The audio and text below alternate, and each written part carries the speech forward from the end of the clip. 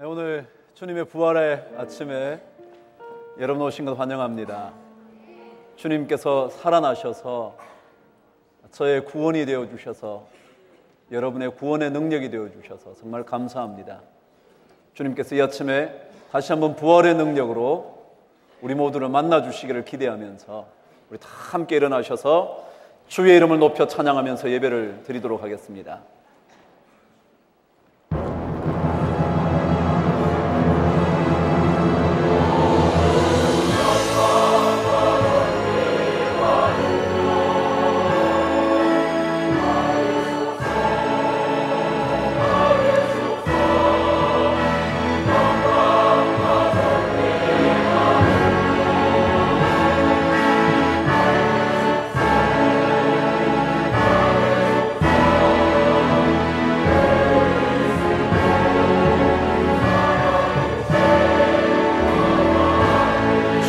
영광 받으소서.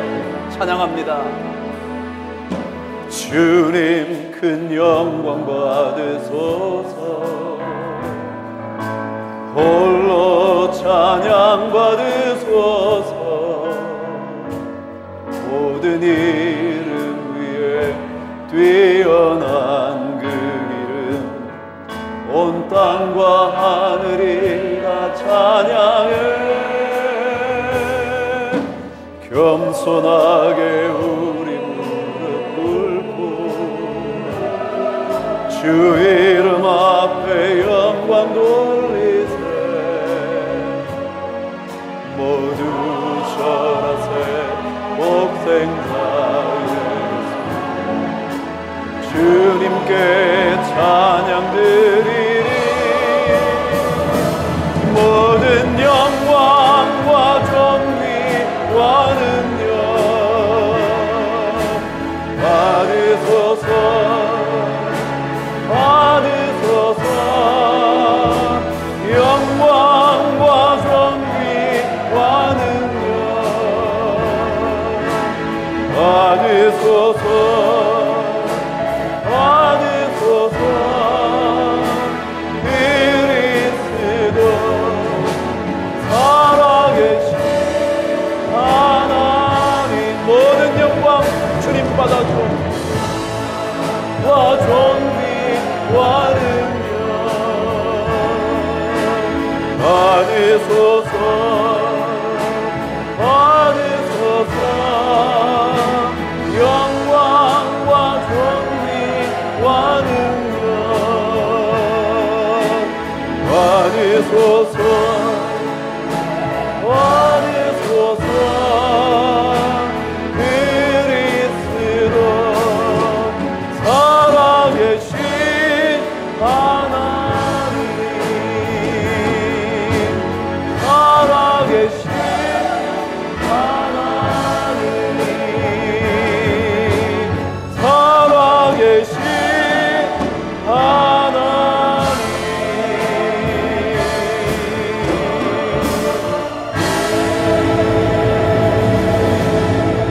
나는 부활이요 생명이니 나를 믿는 자는 죽어도 살겠고 무릇 살아서 믿는 자는 영원히 죽지 아니하리니 이것을 내가 믿느냐 라고 우리에게 물으시는 주님, 우리가 주님의 부활과 우리들의 영생을 진실로 믿습니다.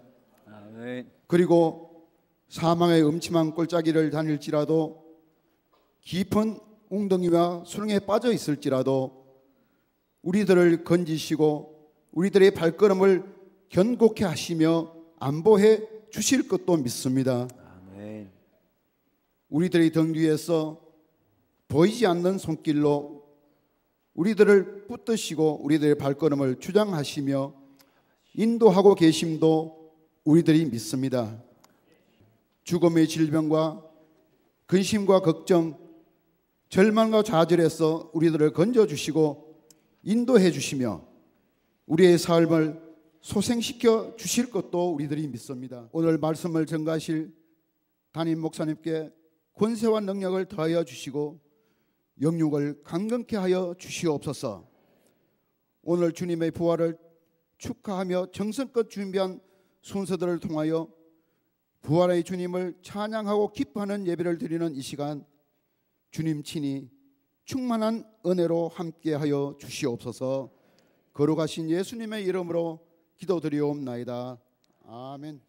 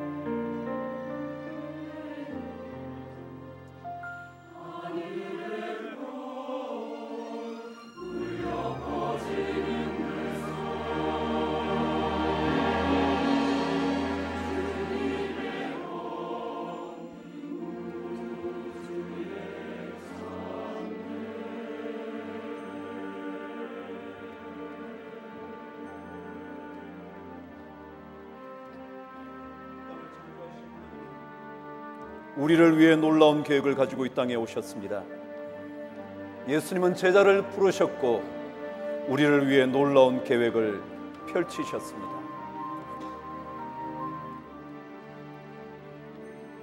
그는 몽상아, 예수는 몽상아, 더 이상은 지체 못해, 난 이제 지쳤다네.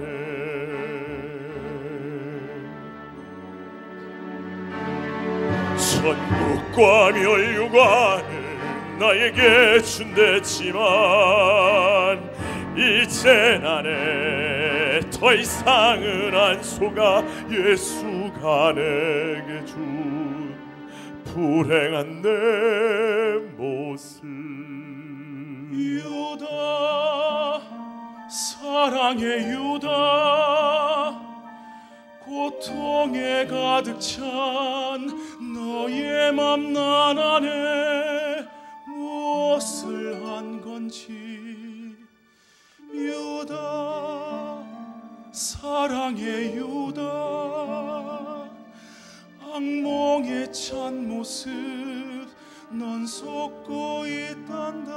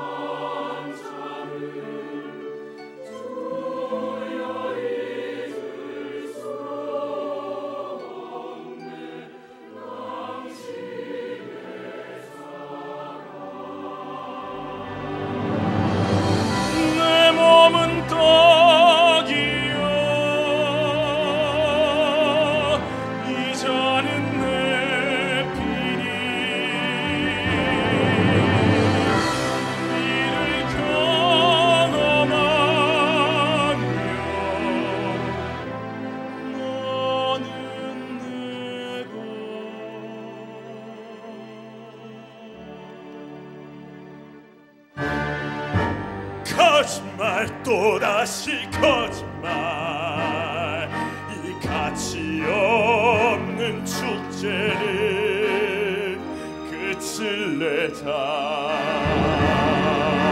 유다 사랑해 유다 넌 이해 못한다 너의 뜻대로 하라 웃기지마 몸상가 넌 이제 끝났어 난 이제 너의 죽음을 본다 다 거짓말 유다 사랑해 유다 널 위한 나의 기도와 죽음 잊지 말아라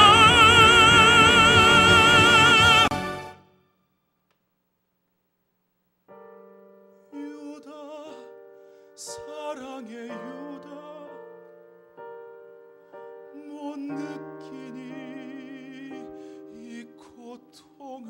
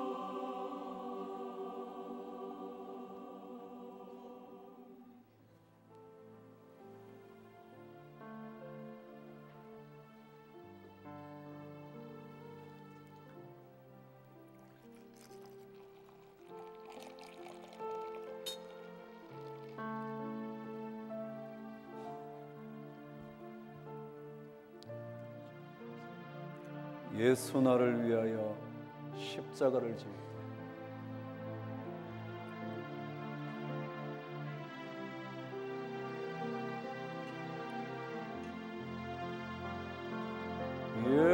예수 나를 위하여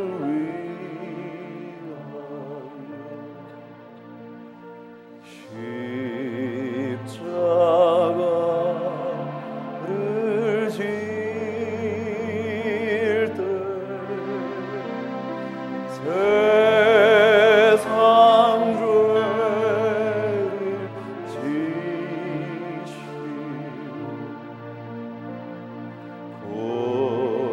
고쳐다 하셔 예수님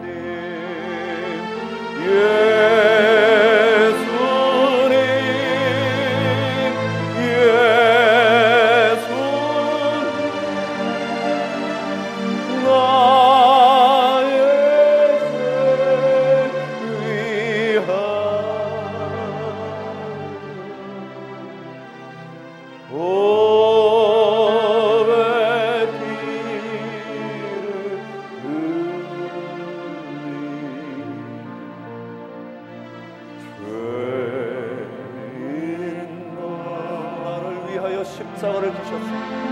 예수 나를 위하여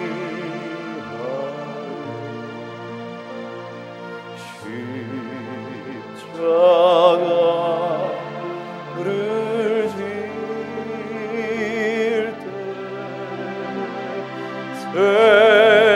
세상 죄를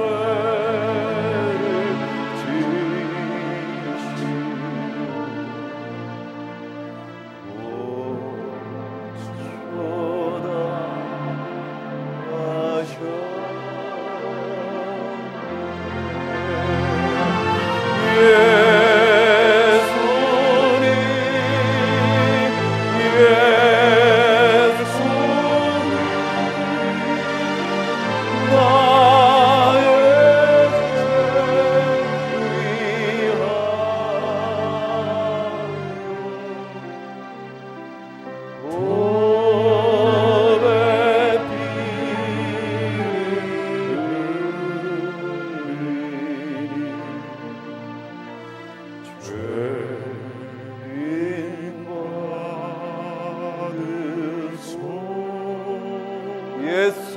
주님께서 우리를 위하여 찢어주신, 우리의 죄악 때문에 주님께서 찢으신, 우리의 죄악의 뿌리를 끊기 위하여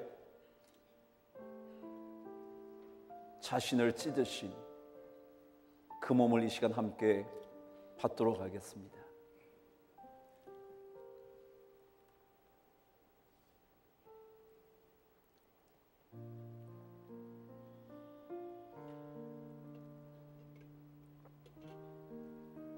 존귀하신 아버지 하나님, 십자가에 달리셔서 연약한 우리를 향하여 처들의 죄를 용서하여 주옵소서. 기도하신 주님의 그 기도를 이 시간 기억합니다. 우리 죄악이 정말 많습니다. 보이지 않지만 숨어있는 죄악들이 얼마나 많은지 모릅니다.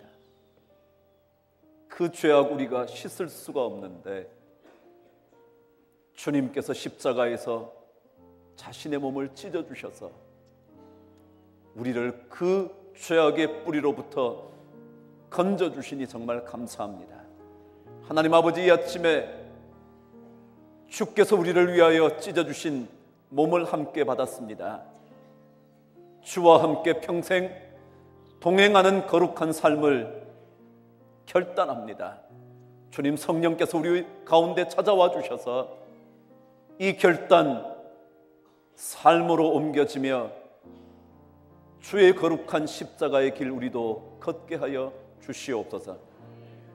고난받으신 주님 따라 고난 중에도 주의 이름 부를 수 있는 믿음의 사람 되게 하여 주시옵소서.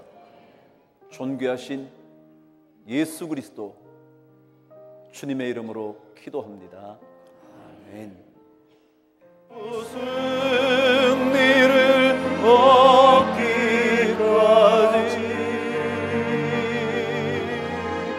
주의 십자가 사랑하리.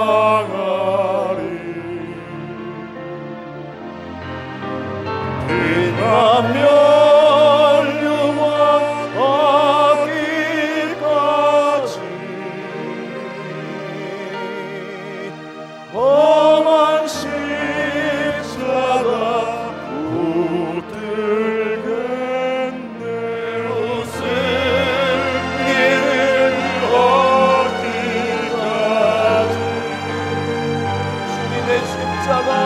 주의 십자가 사랑하리.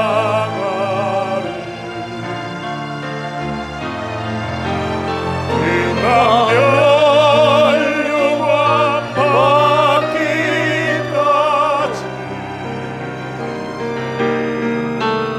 험한 십자가 붙들겠네.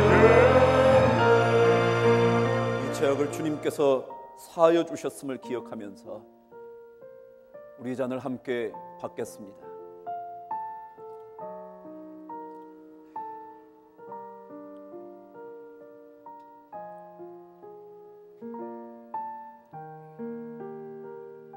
거룩하신 아버지 하나님,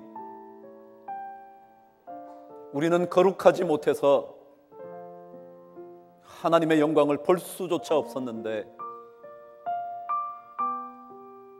부족한 더러운 저를 위하여 십자가의 피를 흘려주셔서 오늘 주님 앞에 나와 부활의 영광을 함께 찬송할 수 있도록 도와주시니 감사합니다. 하나님 아버지, 죄악의 뿌리를 끊을 수 있도록 이 시간 그 죄악의 뿌리로부터 해방될 수 있도록 주여 이 시간 주의 성령의 피로 우리를 정결케 하여 주시옵소서.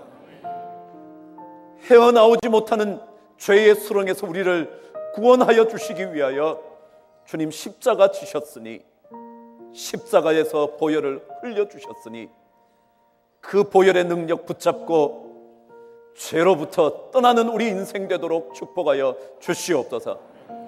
그래서 다시 살아나셔서 우리의 삶을 영광스럽게 만드실 주님을 만나볼 수 있도록 주님 은혜를 베풀어 주시옵소서. 귀하신 보혈을 흘려주신 우리 주님 예수 그리스도 그 이름으로 감사드리며 기도드리옵나이다. 아멘.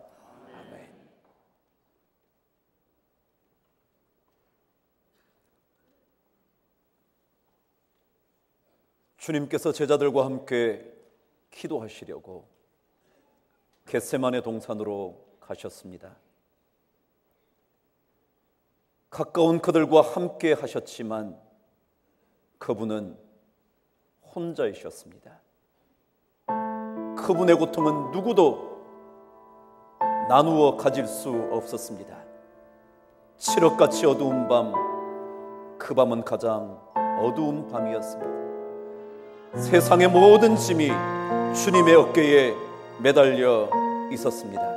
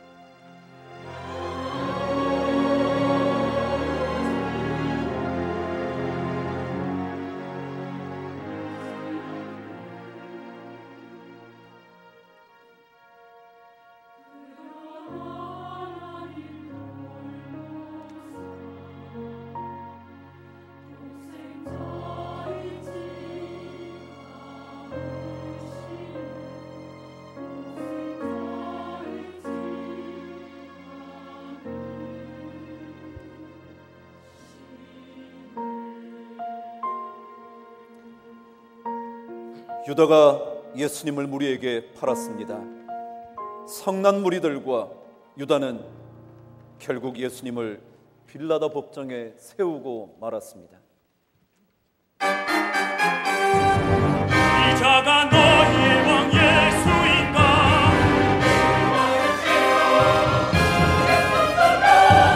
예수를 어떻게 하나? 예수를 어떻게 하나? 우리의 가슴과 불못한다.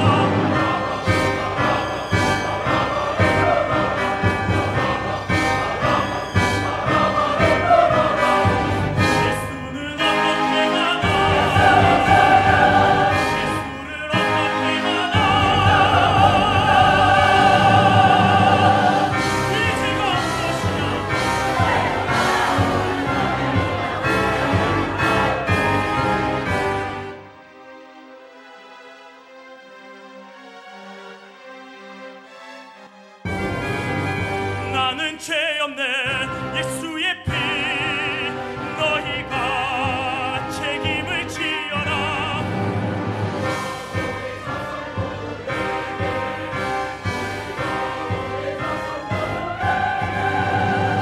데려가라. 십자가 못 박아라.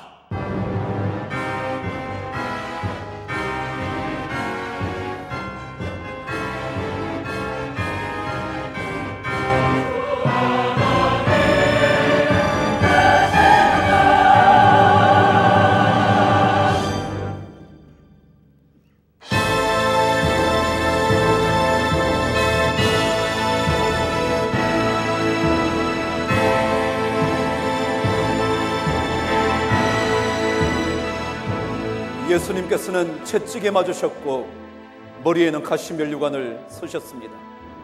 십자가를 지시고 골고다 고난의 길을 걸어가셨습니다.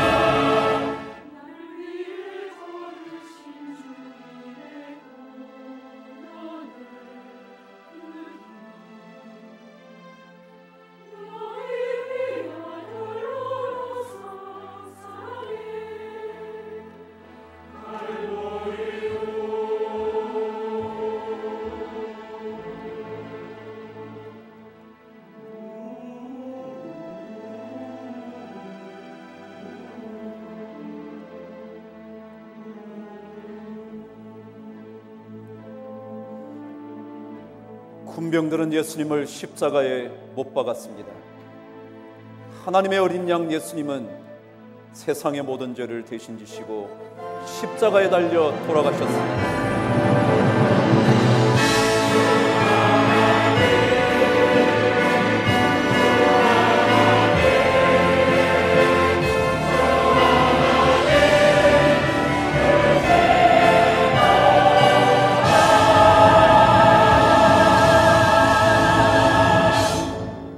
아버지여, 내 영혼을 아버지의 손에 부탁하나이다. 다 이루었도다.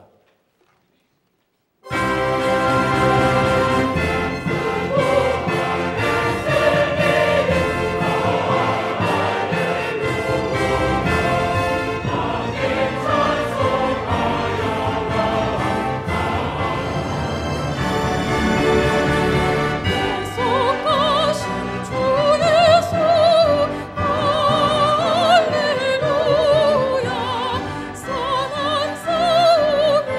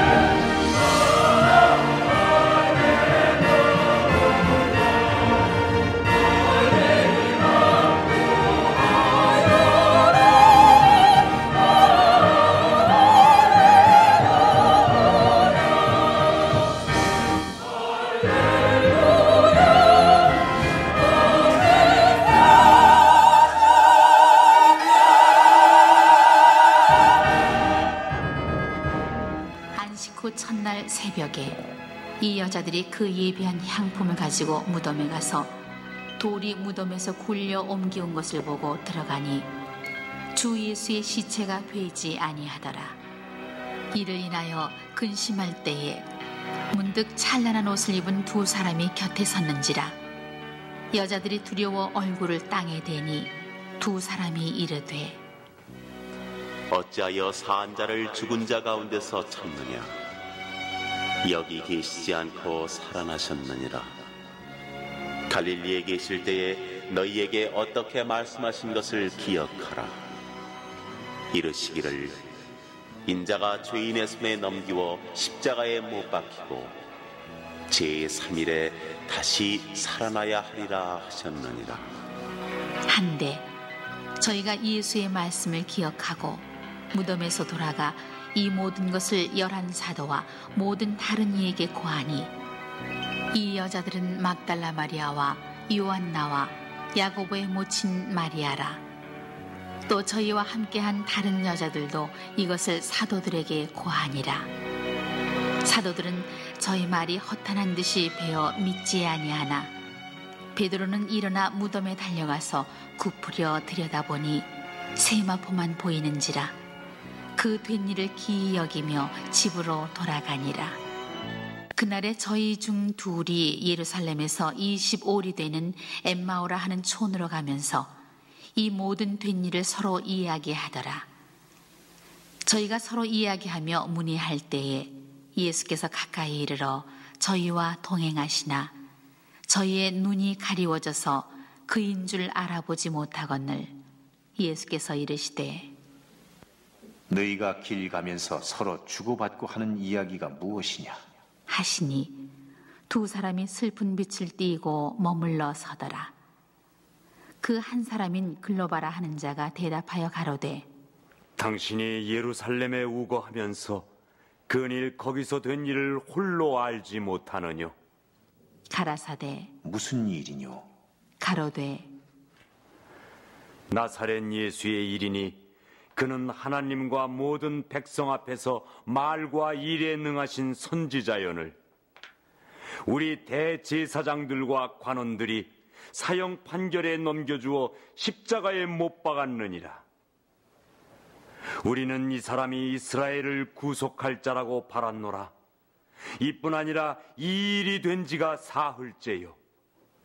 또한 우리 중에 어떤 여자들이 우리로 놀라게 하였으니 이는 저희가 새벽에 무덤에 갔다가 그의 시체는 보지 못하고 와서 그가 살으셨다 하는 천사들의 나타남을 보았다 함이라.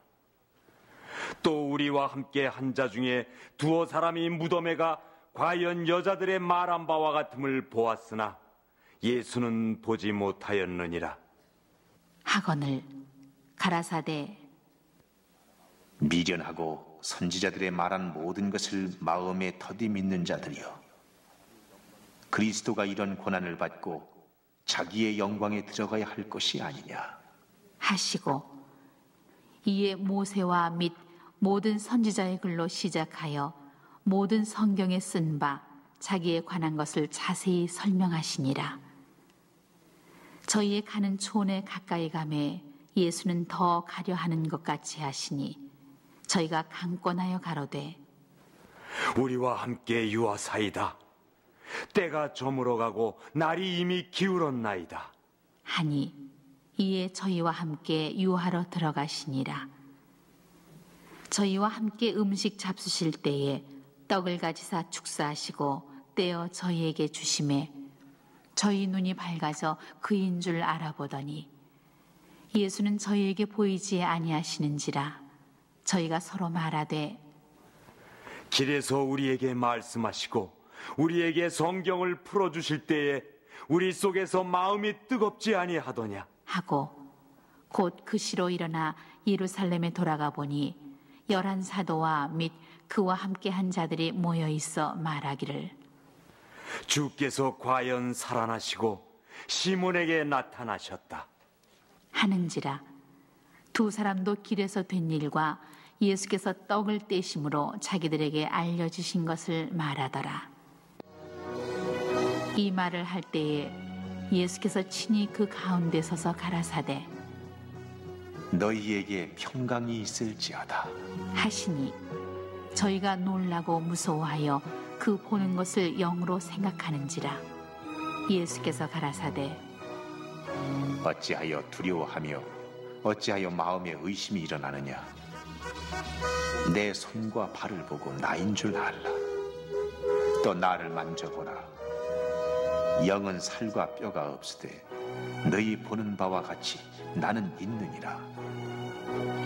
이 말씀을 하시고 손과 발을 보이시나 저희가 너무 기쁨으로 오히려 믿지 못하고 기이 여길 때에 이르시되 여기 무슨 먹을 것이 있느냐 하시니 이에 구운 생선 한 토막을 들이매 받으사 그 앞에서 잡수시더라. 또 이르시되 내가 너희와 함께 있을 때에 너희에게 말한 바 곧 모세의 율법과 선지자의 글과 시편에 나를 가리켜 기록된 모든 것이 이루어져야 하리라 한 말이 이것이라 하시고 이에 저희 마음을 열어 성경을 깨닫게 하시고 또 이르시되 이같이 그리스도가 고난을 받고 제3일에 죽은 자 가운데서 살아날 것과 또 그의 이름으로 죄 사함을 얻게 하는 회개가 예루살렘으로부터 시작하여 모든 족속에게 전파될 것이 기록되었으니 너희는 이 모든 일의 증인이라. 볼지어다 내가 내 아버지의 약속하신 것을 너희에게 보내리니 너희는 위로부터 능력을 입히울 때까지 이 성에 유하라 하시니라. 예수께서 저희를 데리고 베다니 앞까지 나가사 손을 들어 저희에게 축복하시더니 축복하실 때에 저희를 떠나 하늘로 올리우시니 저희가 그에게 경배하고 큰 기쁨으로 예루살렘에 돌아가 늘 성전에 있어 하나님을 찬송하니라. 할렐루야. 정말 주님께서 오늘 부활하셔서 우리에게 능력으로 찾아오신 것 정말 감사합니다. 우리 영광의 박수를 한번 주님 앞에 올려드리겠습니다.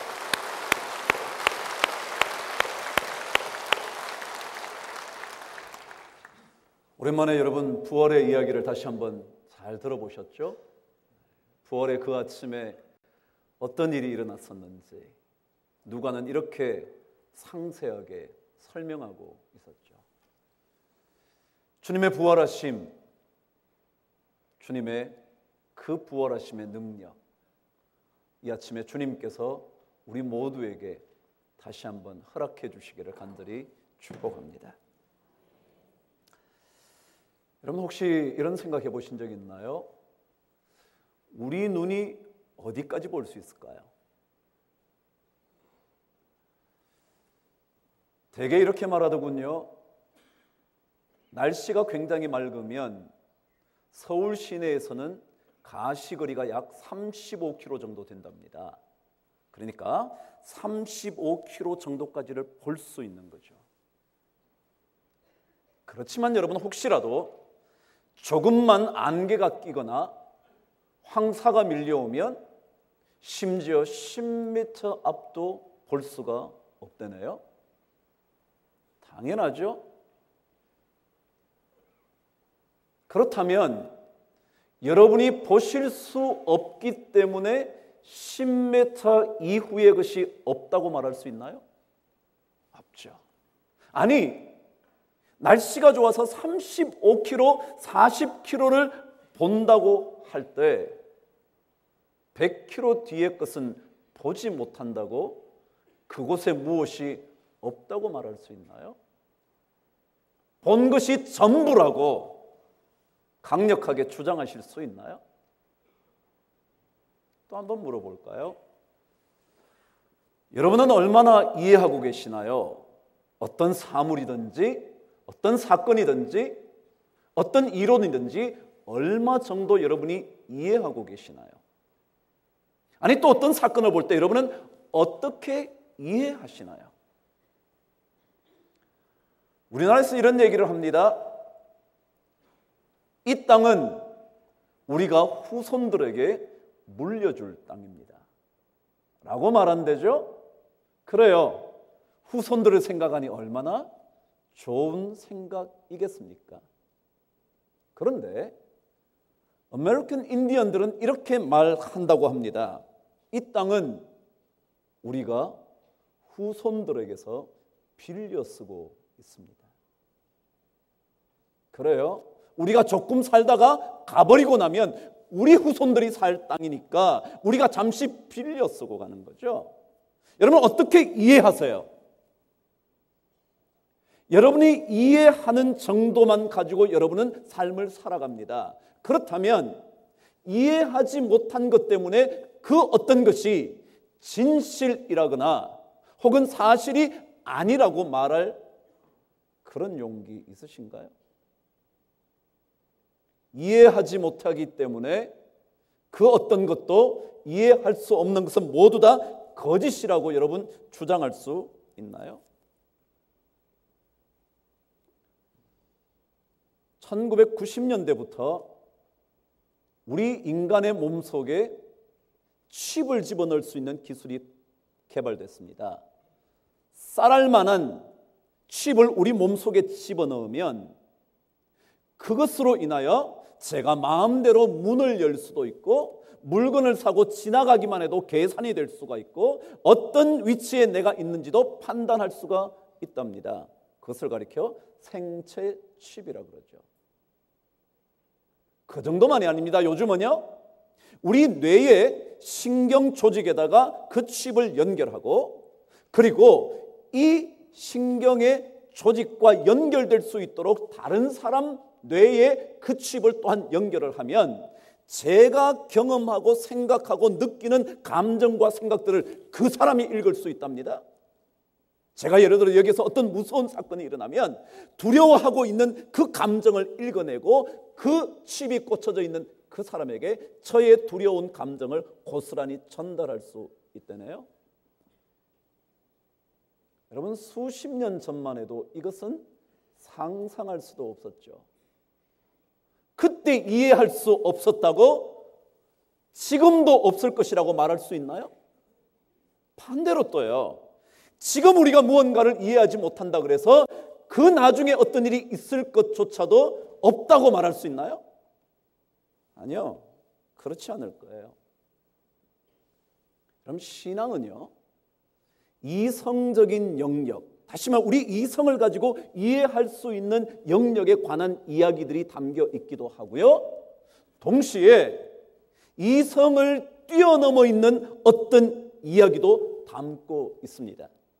제가 이제껏 설명한 것처럼 한번 설명을 하면 여러분과 제가 이해할 수 없는 이성적인 영역을 뛰어넘는 어떤 것들이 기록되었다고 그거 믿을 수 없지, 불가능한 얘기야, 말도 안 돼, 엉터리야 라고 말할 자신이 있으신가요?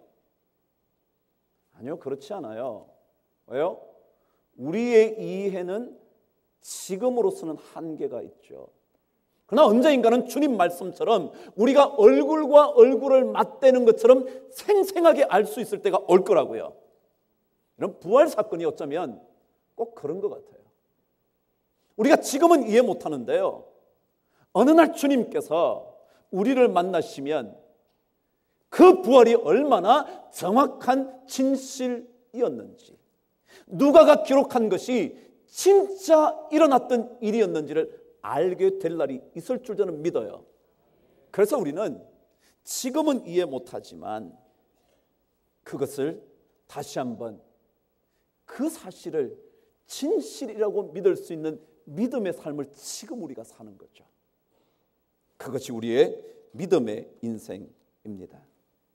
누가 옛날 말처럼 참새가 어찌 봉황의 뜻을 알겠습니까?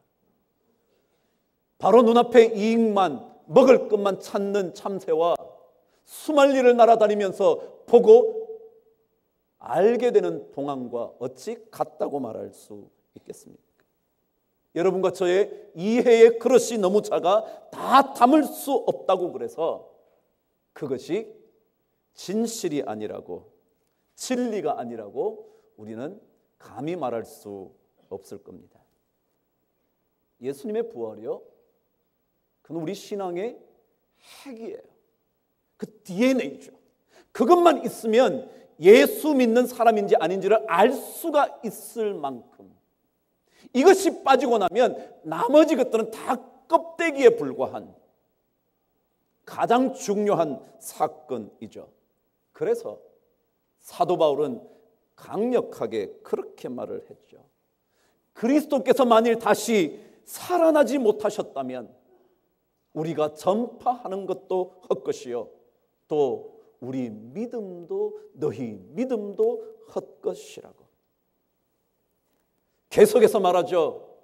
예수님께서 만일 십자가에서 끝이 나버렸다면, 부활하시지 않았다면 사도 바울이 어찌하여 우리가 언제나 위험을 무릅쓰리요, 죽은 자가 다시 살아나지 못한다면 내일 죽을 터이니 먹고 마시자 하지 않겠냐. 그래요. 부활의 신앙이 우리에게 담겨져 있지 않으면 우리는 세상 사람과 똑같이 다 죽을 건데 뭐, 며칠 지나면 가버리고 말 건데 뭐, 아니 몇 년 지나면 우리 인생 끝인데 뭐, 그냥 대략 살지, 뭐 그냥 살다 가는 거지 뭐, 인생 뭐 있어? 라고 말한다는 거죠. 아니에요. 그런 악한 행실을 유혹하는 미혹의 영으로부터 벗어나라고 사도 바울은 말하죠. 그래서 주님의 부활의 신앙을 갖고 있지 못한다면 그런 신앙인보다 더 불쌍하고 정말 보잘것없는 인생은 없을 거라고 사도 바울이 그렇게 강력하게 말하죠. 만일 그리스도 안에서 우리가 바라는 것이 다만 이 세상의 삶뿐이면 모든 사람 가운데 우리가 더욱 불쌍한 자이리라. 그래요. 우리에게는 부활의 주님이 계십니다. 우리도 주님처럼 언제인가 부활하게 될 그날이 반드시 있습니다. 주님께서 다시 사셨기 때문에 믿음의 삶을 사는 우리들은 주님 때문에 삶의 의미와 삶의 가치를 갖게 됐습니다. 세상 사람들처럼 내일 죽을 텐데 먹고 마시자라고 말할 수 없는 인생을 살게 되어 있습니다. 만일 부활의 신앙이 없다면 아무리 겉으로는 도덕과 양심을 외쳐도 사실은 숨은 곳에서는 결국 돈의 인생을 걸고요, 명예와 지위를 탐하면서요, 남의 인정을 끊임없이 얻어내려고 몸부림치는 인생밖에 안 됩니다. 겉으로는 거룩한 척하지만 겉으로는 괜찮은 인생을 사는 것 같이 다 위장전입하고 삽니다. 지 자식 잘못될까 봐, 조금이라도 손해볼까 봐 괜찮다고 말하고는 있지만 자신은 깨끗한 사람인 것처럼 말하지만 주님의 부활, 이것보다 우리가 믿는 신앙에서 중요한 것은 없습니다. 언제인가 제가 장애인 수영 선수에 대해 한번 말한 적이 있습니다. 김세진이라고요. 어머니가 아이를 낳고 보니까 다리가 없습니다. 참 불행한 인생이죠. 아예 다리가 없으니 어떻게 살겠습니까? 우여곡절 끝에 놀라운 기적 같은 수술을 통하여 그래도 의족을 달 수 있게 됐답니다. 의족도요, 여러분, 어느 정도 다리가 남아 있어야 의족을 붙이지 그냥 허벅지 있는 데다가 다리를 붙이기가 어렵답니다. 그래서 수술 끝에 의족을 달았다는 거죠. 자, 이러면 의족을 달고 서보니까 예전에 앉아서만 보던 세상과는 전혀 다른 세상을 보게 됐죠. 그래서 그때부터 이 아들은 걷는 일에 삶을 바치죠. 그런데 놀라운 것은 이 어머니가 이 아들을 걷는 훈련을 시키면서 매번 넘어뜨린다는 겁니다. 왜요?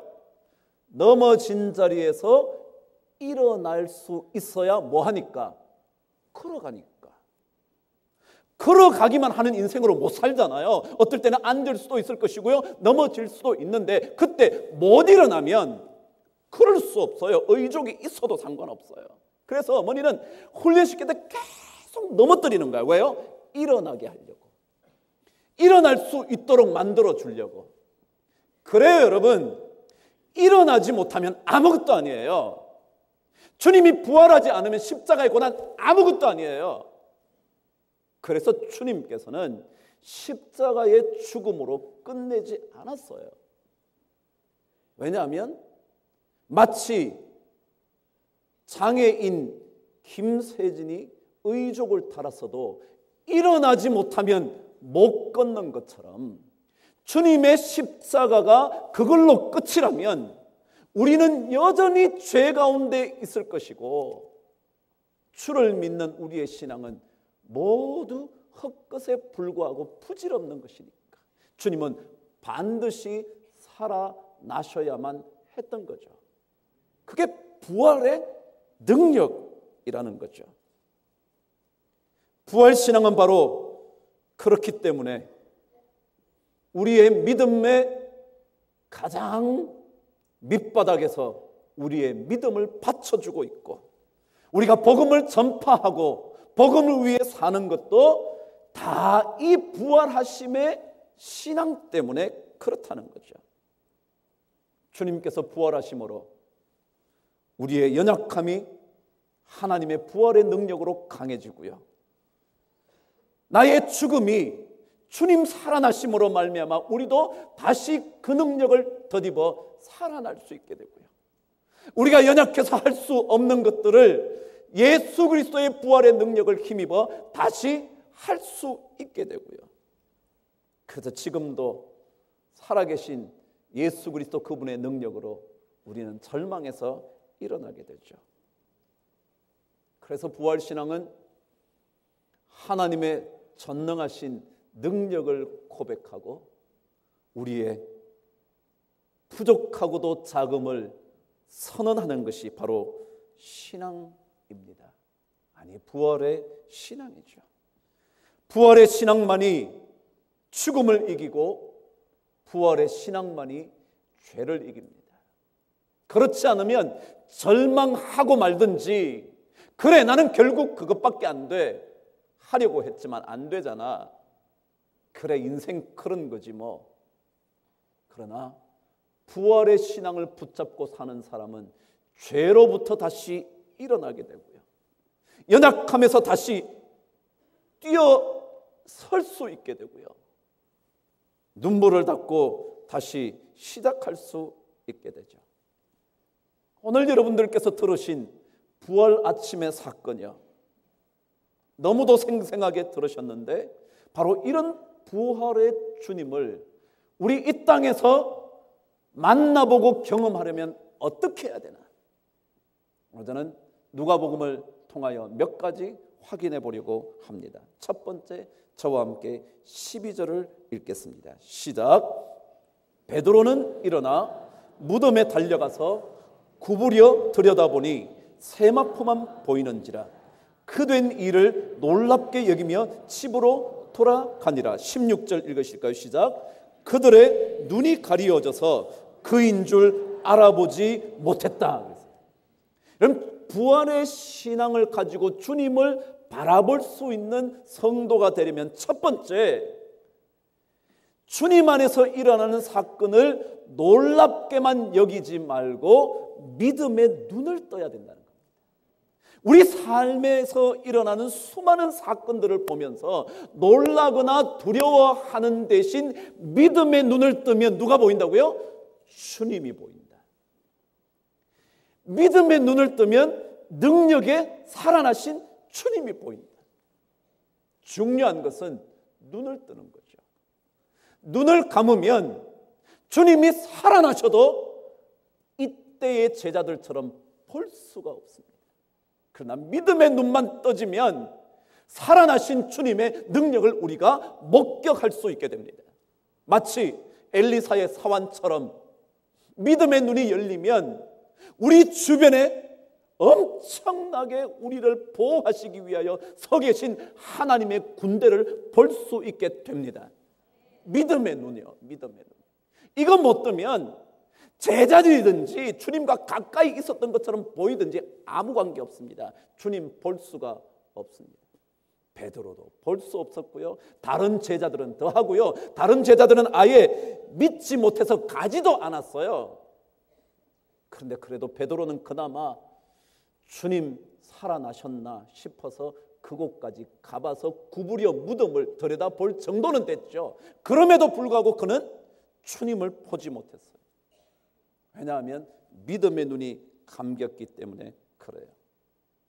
부활의 신앙은요, 삶 속에 일어나는 수많은 사건, 고난 속에서 놀라움과 두려움의 인생을 사는 것이 아니라 믿음의 눈을 떠서 하나님의 능력을 보는 것입니다. 그렇다면 믿음의 눈은 언제 떠지는 걸까요?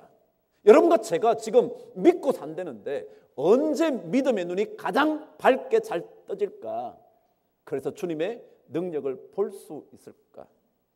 오늘 6절 저와 함께 읽어보겠습니다. 시작. 여기 계시지 않고 살아나셨느니라. 갈릴리에 계실 때에 너희에게 어떻게 말씀하셨는지를 기억해봐라. 이런 믿음의 눈이 떠지려면요, 주님의 말씀을 확인해야 돼요. 중요한 것은 말씀을 붙들어야 돼요. 말씀을 듣고요, 말씀을 읽고요, 말씀을 기억하고요, 말씀 위에 세워지지 않으면 주님을 볼 수 없어요. 주님이 뭐라 그러시냐면 천사를 통하여 여기 계시지 않다고, 예전에 주님이 말씀하셨던 것 한번 기억해 보라고. 24장 내용은요, 계속해서 말씀 얘기입니다. 엠마오로 가는 두 제자가요, 어쩔 줄 몰라 하고 있는데 주님이 나타났죠. 못 보죠. 왜요? 믿음의 눈이 감겼거든요. 근데 주님이 나타나셔서 그들에게 계속해서 뭘 가르치냐면 말씀을 가르쳐 줍니다. 모세와 선지자들과 시편에 기록된 모든 말씀을 응하게 하려고 그런 거다. 나중에 급기야 그들이 고백하죠. 그분이 우리에게 말씀을 들려주실 때 우리 마음이 뭐하지 않았냐? 뜨겁지 않았냐? 뜨겁지 않았냐?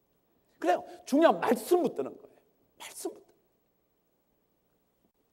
신천지가요, 성경의 몇 구절만 들어가지고 여러분이 잘도 잘 알지 못하는 이상한 데서 찾아내가지고요, 그것만 가지고 막 강조합니다.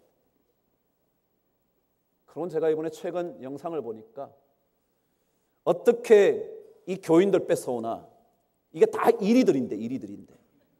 그래서 이리 옷을 입고 가야 되는데, 자기들도 이리 옷을 입고 가야 되는데, 그러면서 이런 얘기를 해요. 이런 찬송 있죠. 나 자유 얻었네, 너 자유 얻었네. 그런 찬송을 얘기하면서 뭐라 그러는 줄 아세요? 이 사람들이 미치지 않았냐고. 이거 무슨 구원 지네들이 받았다고? 구원 받지도 않은 것들 지네끼리 너 구원 받았네, 나 구원 받았네. 미친 얘기라는 거야. 그렇지만 이 미친 찬송도 해야 된대. 그래야 그 사람 뺏어오니까. 여러분, 그런 정도예요. 여러분, 성도들이요, 왜 우리 말씀을 강조하는 줄 아세요? 왜 말씀을 자꾸 읽으라 그런 줄 아세요? 왜 자꾸 말씀을 듣기 위하여 여러분 성전에 나오시는 줄 아세요? 말씀을 붙잡지 않으면, 말씀에 긴초하지 않으면 우리는 부활하신 주님의 능력을 볼 수가 없어요. 그 능력을 내 것으로 만들 수가 없어요. 그래서 끊임없이 계속 반복해서 말씀이에요. 그 말씀을 들을 때 마음이 뜨거워졌고요, 그들의 마음을 열어 성경을 깨닫게 하고요, 고난당한 이유와 다시 살아날 것, 죄사함의 회개, 모든 족속에게 전파하는 이야기, 계속 말씀을 들려줘. 예수 믿는 사람 조금 더 말씀에 열심을 내야 돼요. 그냥 여러분 계속 집에서 읽으세요. 엉뚱한 무료 성경신학원 가가지고 듣지 마시고, 무료 성경신학원, 무료래 무료. 우리도 공짜예요. 그러니까 엉뚱한 데 가셔서 듣지 마시고요, 말씀을 들으세요. 고린도전서 15장에도 그렇게 말합니다. 내가 받은 것을 너희에게 먼저 전하였노니 이는 성경대로 그리스도께서 우리 죄를 위하여 죽으시고 장사 지낸 바 되었다가 성경대로 사흘 만에 다시 살아나셨다. 성경대로 말씀을 계속 얘기하는 거죠. 부활은요, 어쩌다가 갑자기 부활한 게 아니에요. 부활하신 게 아니라고요. 주님이 계속해서 말씀해 오셨고 구약 성경에도 이미 예언을 통해서 계속 그리스도의 부활하심에 대해 끊임없이 반복해서 해놓은 거예요. 그 말씀대로 주님이 살아나신 거지 어느 날 갑자기 십자가에 달리신 이후에 그냥 살아나신 게 아니에요. 말씀이에요. 우리 모든 성도들이 부활의 능력을 다시 한번 체험하는 이 아침에 말씀의 기초 위에 서겠다고 결단하실 수 있게 되기를 바랍니다. 정말 말씀 좀 읽어보는 거죠. 말씀을 진짜 잘 듣는 거죠. 그 말씀에 근거해서 눈을 떠보시면 그러면 고난 중에 역사하시는 하나님의 능력을 보실 수 있게 될 겁니다. 결론입니다. 그렇다면 지속적으로 우리가 이 주님의 능력, 부활의 능력을 보기 위해서 뭐가 필요한가? 오늘 49절 저와 함께 읽고 말씀을 정돈하겠습니다. 49절입니다. 시작. 볼지어다 내가 내 아버지께서 약속하신 것을 너희에게 보내리니 너희는 위로부터 능력으로 입혀질 때까지 이 성에 머물라 하시니라. 아멘. 그럼 주님의 능력을 경험하고 주님을 지속적으로 보기 위해서는 믿음의 자리에 머물러 있어야 합니다. 믿음의 자리에 머물러 있는 거예요.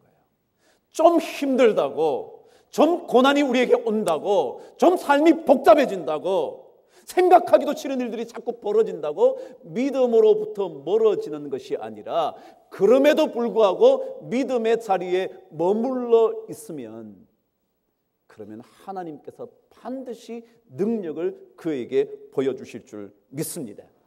어렵다고 떠날 수 없습니다. 잠시 이해할 수 없는 일이 벌어진다고 해서 믿음의 길로부터 도망가 버릴 수 없습니다. 조금 더 머물러 계셔 보시죠. 조금 더 그 믿음의 자리에 눈물을 흘리며 기도하시면서 계셔 보시죠. 그러면 능력이 더딥혀집니다. 그러면 주님을 만납니다. 그러면 고난을 이깁니다. 그러면 다시 한번 부활하신 주님이 우리의 주님이 될 수 있다는 사실을, 아니 그분이 바로 나의 구세주라는 사실을 확인하실 수 있게 될 겁니다.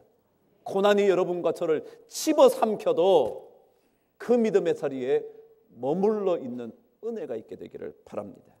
사도 바울의 그 놀라운 고백을 듣고 말씀을 끝맺죠. 고린도전서 15장은 부활에 관한 사도 바울의 강력한 논증입니다. 그 논증의 마지막 말씀, 그것이 이렇게 기록되어 있습니다. 사망아 너의 승리가 어디 있느냐? 사망아 내가 쏘는 것이 어디 있느냐? 우리 주 예수 그리스도로 말미암아 우리에게 승리를 주시는 하나님께 감사하노니 그러므로 내 사랑하는 형제들아 견실하며 흔들리지 말고 항상 주의 일에 힘쓰는 자들이 되라. 이는 너희 수고가 주 안에서 헛되지 않은 줄을 알미니라. 아멘. 죽음의 권세가 우리를 이길 수 없습니다.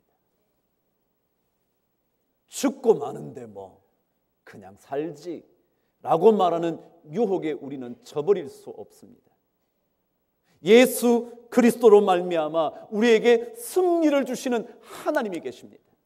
그 하나님을 위하여 믿음의 길을 흔들리지 않고 걸어가게 되면 여러분과 저의 영적인 삶의 수고가 반드시 열매로 맺히게 될 줄 믿습니다. 이 부활의 아침에 주님께서 그런 부활의 능력으로 우리 모두를 만나 주시게 되기를 주의 이름으로 축복합니다. 주님 찌를 때 주님을 이기리라 생각했나. 주님 목숨 빼앗아 무엇을 얻으려. 주 안에서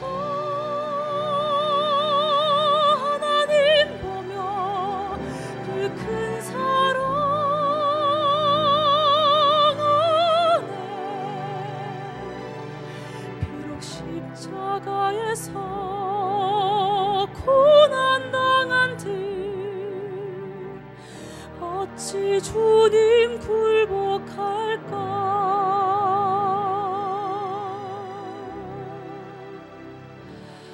우리 주님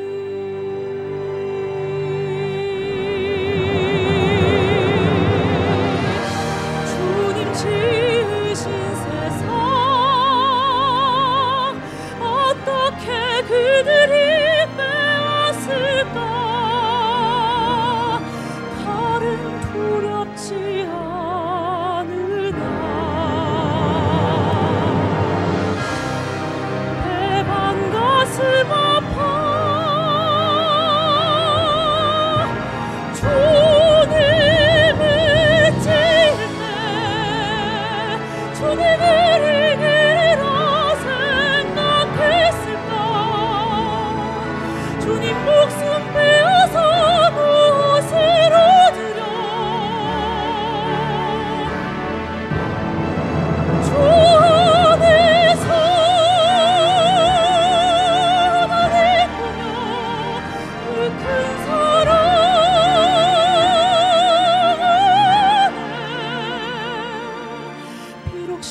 십자가에서 고난당한 듯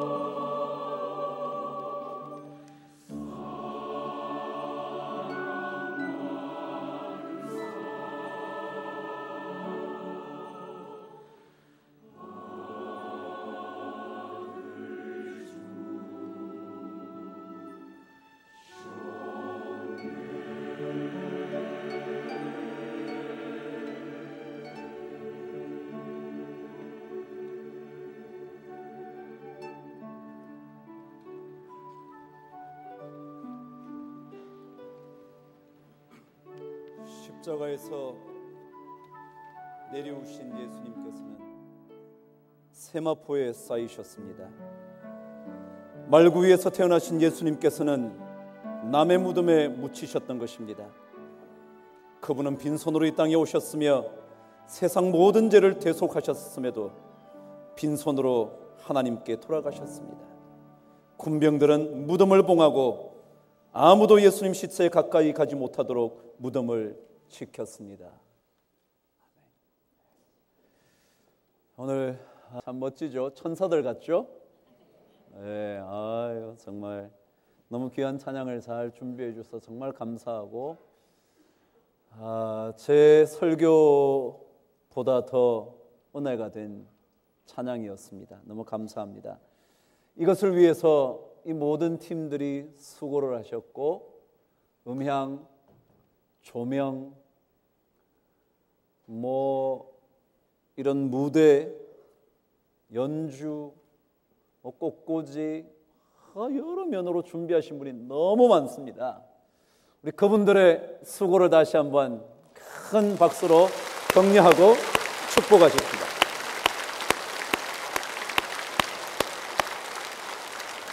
마지막 한 곡 우리가 듣고요, 피날레 장식하고 축도하고 마치도록 하죠. 마지막 찬양을 우리 함께 주님께 올려드리도록 하겠습니다.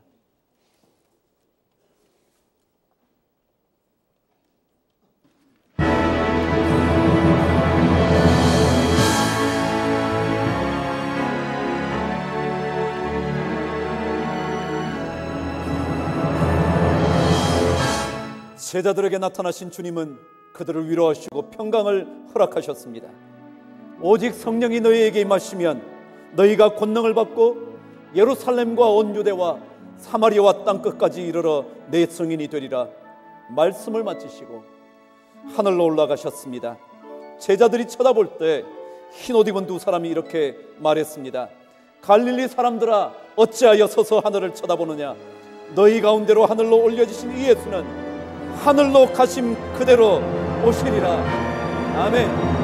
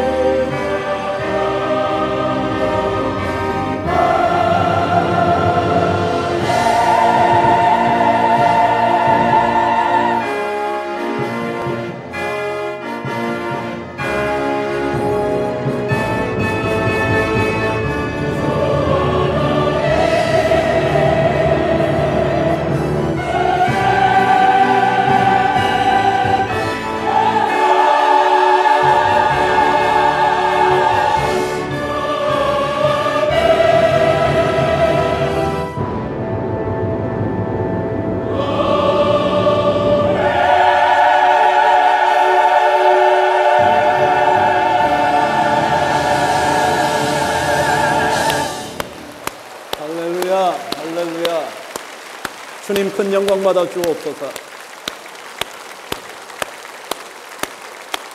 기도하겠습니다. 존귀하신 아버지 하나님, 주의 영광을 드러내며 사는 인생 될 수 있도록 우리 각자의 발걸음을 거룩하게 지켜 주시옵소서. 부활의 능력, 놓치지 않는 믿음의 역군 되게 하여 주셔서 말씀 따라 주의 거룩한 성에 머물러 있는 우리 모두가 되게 하여 주시옵소서. 지금은 우리 주님 예수 그리스도의 십자가에 돌아가심, 십자가에서 부활하심, 그 놀라운 능력과 그 은혜, 하늘아버지의 크고도 크신 그 사랑, 성령님의 도우심의 역사, 주의 모든 백성들 위에 간절한 기도의 소원 위에 세우신 거룩하고도 영광스러운 이 교회 위에 나라와 민족, 북녘 땅 복음 들고 땅끝까지 찾아간 선교 사역 위에 영원토록 함께 계시기를 간절히 축원하옵나이다. 아멘.